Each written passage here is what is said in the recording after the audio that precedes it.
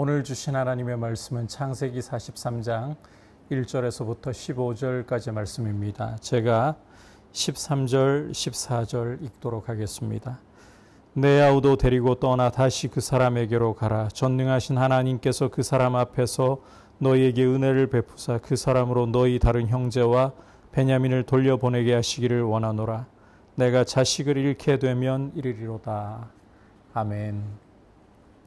오늘 우리가 함께 살펴보려고 하는 이 창세기 43장 말씀은 이제 애굽에서 요셉의 형들이 양식을 사온 것이 거의 이 동나게 되었을 때를 배경으로 하고 있습니다. 이렇게 양식이 동나가자 아버지인 야곱이 아들들에게 다시 애굽으로 가서 양식을 사오라. 그러자 유다가 베냐민을 데리고 가지 않고서는 애굽의 총리를 우리가 볼 수가 없습니다. 베냐민을 데리고 가야만 총리의 얼굴을 볼 수 있고 거래를 할 수 있습니다. 그러자 야곱이 아들들을 또 비난을 합니다. 너희가 어쩌자고 막내 아우가 있다는 이야기를 해가지고 나를 이렇게 공경에 빠뜨리느냐. 아들들이 굉장히 좀 억울하죠. 총리라는 사람이 묻는 대로 아버지는 살아계시냐, 또 다른 아우가 있느냐, 묻는 대로 답했을 뿐인데 데려오라 할 줄 누가 알았겠습니까? 자, 지금 이 야곱과 아들들의 대화를 보면 아버지는 이 탓하기 바쁘고 아들들은 이 아버지의 이 탓, 이 비난에 이 변명하기 바빠요. 이래가지고는 문제가 전혀 해결이 되지 않습니다. 우리가 42장에서 보았던 답답함이 계속 이어지는 것만 같습니다. 자, 그런데 이런 답답한 상황 속에서 8절을 보시면 유다가 전면으로 치고 나오기 시작합니다. 8절부터 10절까지의 말씀이 오늘 굉장히 중요한 말씀이고 또 중요한 역할을 합니다. 유다가 그의 아버지 이스라엘에게 이르되 저 아이를 나와 함께 보내시면 우리가 곧가리니 그러면 우리와 아버지와 우리 어린아이들이 다 살고 죽지 아니하리이다. 내가 그를 위하여 담보가 되오리니 아버지께서 그 손에서 그를 찾으소서. 내가 만일 그를 아버지에게 데려다가 아버지 앞에 두지 아니하면 내가 영원히 죄를 지리이다. 우리가 지체하지 아니하였더라면 벌써 2번 갔다 왔으리이다. 자, 유다의 말을 잘 들어보면 지금 아버지 야곱은 아들들을 비난하고 탓하기 바쁘고 나머지 이 아들들, 이 요셉의 형들은 자신들을 탓하는 이 아버지의 말을 듣고 변명하기에 바쁘고 해결책이 전혀 나오지 않고 있는 이런 상황이라고 말씀을 드렸습니다. 자, 그런데 이런 상황에서 유다가 이 상황에서 치고 나오면서 초점을 어디에 맞추고 있는가를 우선 보아야 합니다. 8절 읽은 말씀에서 유다는 우리 온 가족이 살아야 한다. 지금 양식이 동나가지고 굶게 생겼습니다. 그렇다면 지금 우선적으로 해결해야 할 것은 양식을 사와서 가족들이 굶어 죽지 않도록 살도록 만들어 주는 것입니다. 이 유다가 초점을 잘 맞추고 있다는 거죠. 어디에 초점을 맞추어야 할지를 잘 알고 있다는 거죠. 지금 이 가족들이 굶어 죽게 된 판에 서로 말싸움이나 하면서 서로 탓하고 비난하고 변명하면서 시간을 지체할 수가 없다는 거예요. 오히려 행동으로 옮겨서 애굽으로 내려가서 양식을 사와야 우리 가족이 우리도 아버지도 우리 어린 아이들도 다 살 수 있습니다. 아버지 보아야 할 부분을 주목해서 보십시오. 이런 거죠. 그리고 이 유다 말에서 또 한 가지 초점이 뭔가 하면 내가 베냐민을 책임지겠습니다. 베냐민을 보내주신다면 내가 이 아이를 책임지는데 이 아이를 아버지 앞에 데려다 두지 못하면 내가 그 죄를 영영히 책임지겠습니다.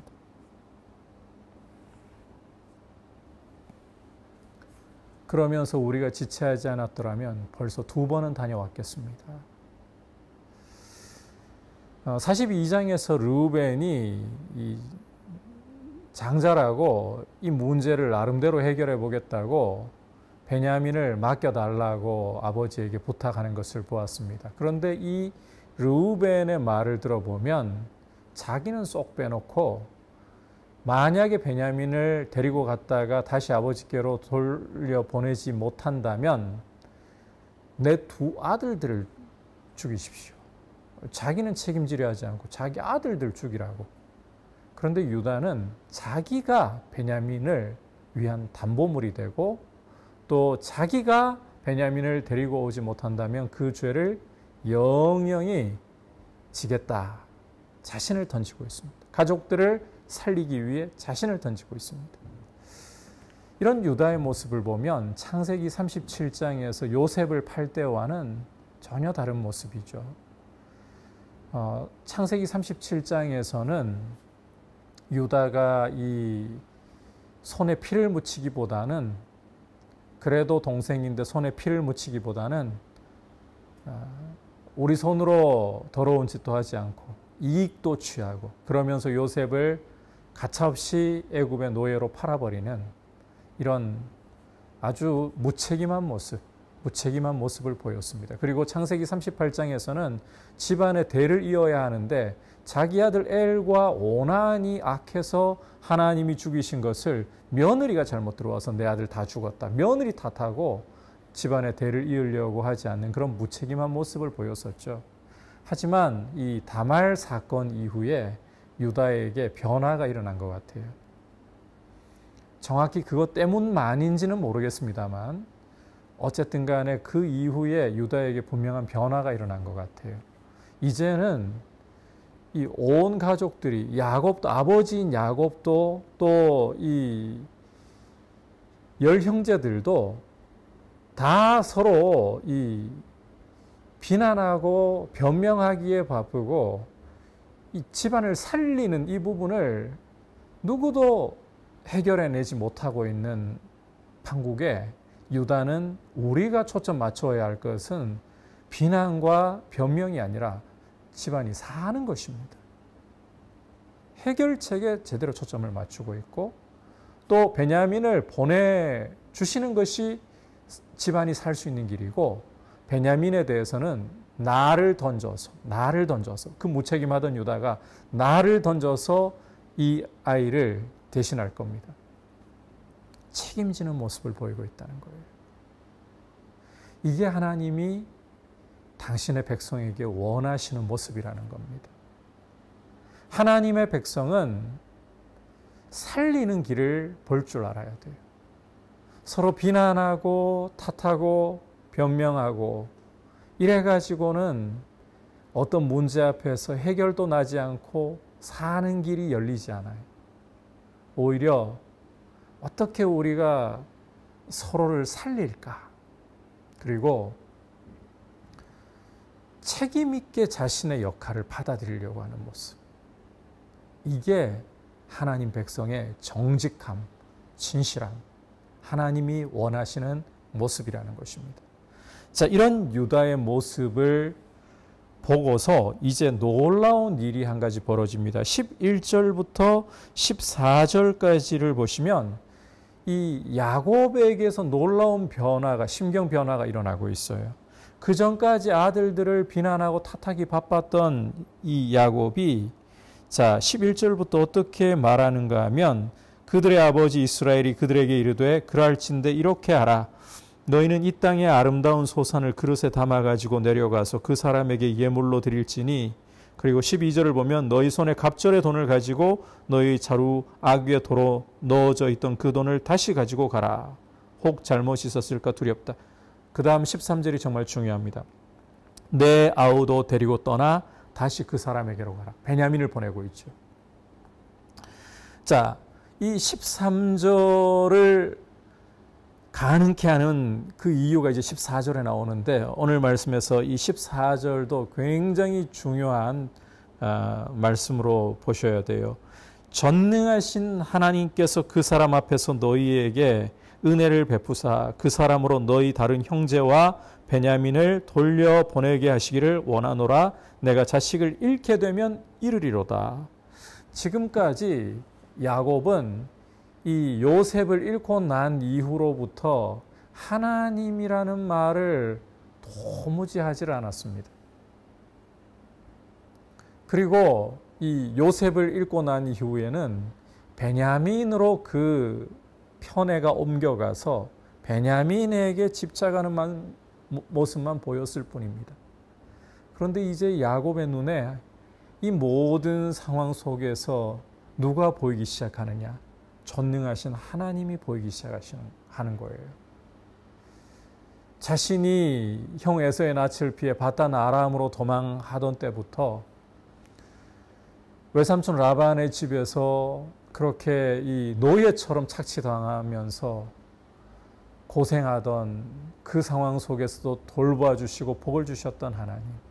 형 에서를 대면해야 할 때에 하나님이 야복나루에서 그를 만나 주셔서 그 모든 상황을 풀어주셨던 그 은혜를 이제서야 생각할 수 있게 되는 겁니다. 하나님이 보이기 시작하는 거예요. 이게 정말 중요한 거예요. 베냐민을 보낼 수 있는 이유는 야곱의 눈이 열렸다는 거죠. 그 전까지는 눈이 가려져 있었어요. 편애로, 자식에 대한 편애로, 요셉에 대한 편애로, 베냐민에 대한 편애로. 그래서 다른 자식들은 내 자식도 아니었어요. 너희라고 하고 이 베냐민, 요셉 이런 자식들만 내 자식들이라고 불렀어요. 그랬던 이 야곱이 이제는 심경에 있어서 놀라운 변화, 하나님이 보이기 시작하는, 눈이 열리기 시작하는, 그러니까 베냐민을 놓을 수가 있는 거예요. 그 하나님이 은혜를 베풀어 주신다면 베냐민을 보낼지라도 하나님이 돌려보내 주실 수 있다. 심지어 어떤 고백을 하느냐? 내가 자식을 잃게 되면 이르리로다. 이렇게까지 말할 수가 있는 것입니다. 그리고 재밌는 표현을 하나 보아야 되는데 13절에 보면 베냐민을 가리켜서 유다에게 내 아우라고 표현하고 있습니다. 그 전까지는 내 아들이에요. 내 아들, 야곱의 아들. 그런데 이제 유다 너의 아우라고 이야기를 하고 있어요. 야곱에게 일어난 이 심경의 변화 확실히 보이는 거죠. 눈이 열렸다는 게 보이는 거죠. 그 전까지는 이 10아들들은 너희, 요셉 베냐민은 내 아들. 그런데 이제는 너의 아우, 그리고 결정적으로 하나님이 보여요. 이렇게 유다가 정말 하나님 앞에서 살 길을 가족들이 살아야 하는데 지금 이렇게 비난하고 변명하고 이게 문제가 아니지 않습니까? 살아야 됩니다. 그러려면 베냐민을 보내주셔야 되는데 베냐민 제가 대신 책임집니다. 나를 던집니다. 하나님이 원하시는 모습이 유다에게 나오니까요. 하나님께서 야곱의 눈을 여셨어요. 유다의 이 모습을 통해 야곱의 눈이 열린 거예요. 그러니까 내 아들이 아니라 너의 아우, 그리고 데려가라. 하나님을 고백하기 시작하는 거죠. 이런 아름다운 모습이 참 이 하나님 백성 안에 이루어져야 할 모습입니다. 함께 살려고 하는 모습, 살리려고 하는 모습, 책임지려고 하는 모습. 이런 하나님의 백성의 정직한 모습은 또 다른 사람은 이 야곱의 눈을 유다를 통해 하나님이 여신 것처럼 또 다른 사람의 눈을 열어주게 되는 것입니다. 이런 모습으로 우리가 하나님 앞에 진실한 모습으로 서가고 이 눈을 밝힐 수 있는 이런 통로로 하나님 앞에 쓰임받는 것, 이게 참 얼마나 복된 일이겠습니까? 이러한 모습이 여기서부터 이제 회복이 시작되는 거예요. 이러한 모습이 우리 한국 교회 안에도 풍성하게 일어나기를 주님의 이름으로 축복합니다. 같이 말씀을 생각하면서 기도하기를 원합니다. 이 시간 함께 기도할 때에 하나님 아버지, 어떤 문제를 만났을 때 비난하고 탓한다고 문제가 해결되는 것이 아닌데 비난하고 탓하지 말고 또 변명하느라고 시간을 허비하지 말고 오히려 어떻게 하는 것이 이 살리는 길인가를 볼 수 있도록 눈을 열어주시고 또 무엇보다도 유다처럼 자신을 던져서 살릴 수 있는 길을 찾으려고 하는 책임 있는 모습을 하나님 백성답게 보일 수 있도록 우리를 빚어주시고, 그렇게 함으로 이러한 모습을 통해 눈이 열리는, 주변의 사람들의 눈이 열리는 이런 은혜가 풍성하게 일어날 수 있도록 은혜 주옵소서. 그리고 코로나 바이러스가 하루속히 잠잠케 될 수 있도록 은혜 베풀어 달라고 같이 기도하겠습니다. 하나님 아버지, 오늘 유다와 야곱의 대화를 통해서 하나님 백성다움이 만들어져 가기 시작할 때에 그것이 또 다른 사람의 눈을 열고 삶의 변화를 가져온다는 것을 보았습니다.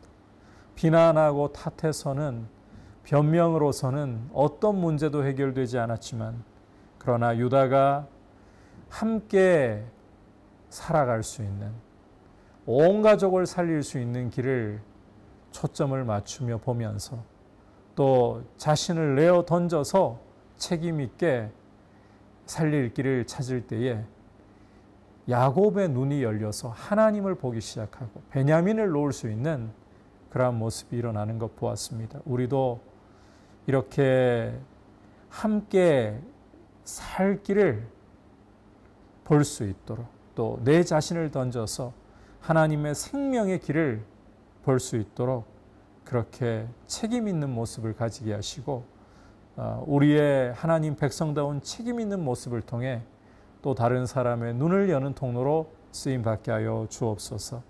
주님, 간구합니다. 코로나 바이러스가 잠잠하게 될 수 있도록 은혜 베풀어 주시고, 주님 주시는 은혜로 말미암아 이 땅이 하루속히 평안케 되게 하여 주시옵소서.